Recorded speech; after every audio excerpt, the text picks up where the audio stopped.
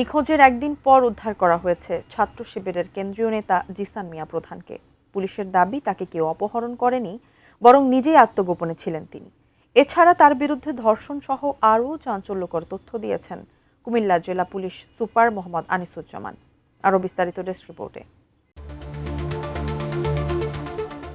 কুমিল্লার দাউদকান্দি থেকে নিখোঁজ হওয়ার একদিন পর লাকসামে উদ্ধার ছাত্র শিবিরের কেন্দ্রীয় নেতা জিসান মিয়া প্রধানকে নিয়ে একের পর এক চাঞ্চল্যকর তথ্য বেরিয়ে আসছে।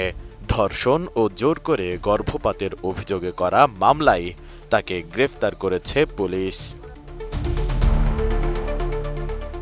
শুক্রবার রাত 10টার দিকে লাকসাম রেলওয়ে জংশন এলাকায় অচেতন অবস্থায় জিসানকে উদ্ধার করা হয় বলে পরিবারের পক্ষ থেকে দাবি করা হয়।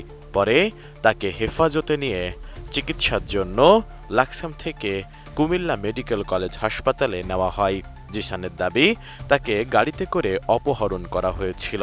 তবে পুলিশ বলছে জিসানের দাবি সম্পূর্ণ মিথ্যা।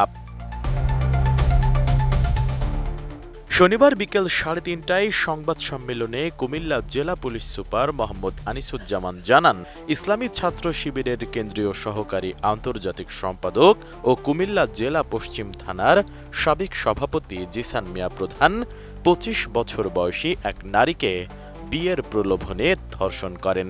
ওই নারী গর্ভবতী হয়ে পড়লে তার ভ্রূণ নষ্ট করেন জিসান। পরে ভুক্তভোগী তরুণী বিয়ের জন্য চাপ দিলে শিবিরের এই নেতা আত্মগোপনে চলে যান।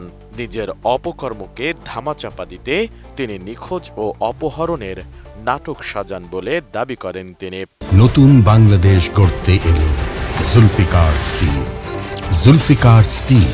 সে আত্মগোপনে ছিল, নিজেই সে আত্মগোপনে গেছে। মেয়েটিকে বিয়ের প্রলোভন দেখে যে শারীরিক সম্পর্ক, ধর্ষণ, এই বিষয়ে আত্মগোপনে সে গেছিল। সংবাদ সম্মেলনে পুলিশ সুপার বলেন, এরই মধ্যে দাউদকান্দি থানায় একটি ধর্ষণের মামলা দায়ের করেছেন ভুক্তভোগী ওই নারী।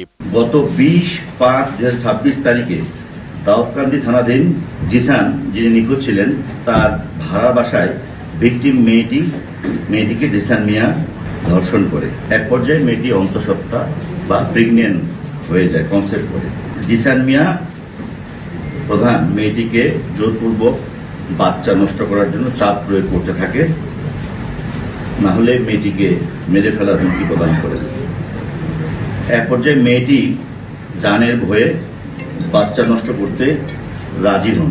শুক্রবার রাতে লাকসাম থেকে স্থানীয় লোকজন ও পুলিশের মাধ্যমে আত্মগোপনে থাকা জিসান প্রধানকে খুঁজে বের করা হয়।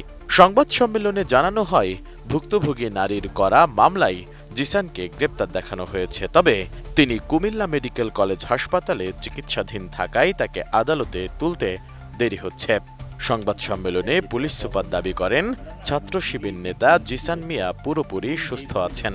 চিকিৎসকের ছাড়পত্র পেলে তাকে আদালতে নেওয়া হবে। তার শারীরিক টেস্টে সবগুলি রিপোর্টে নেগেটিভ আসে, অর্থাৎ তার কোনো শারীরিক অসুস্থতা নাই।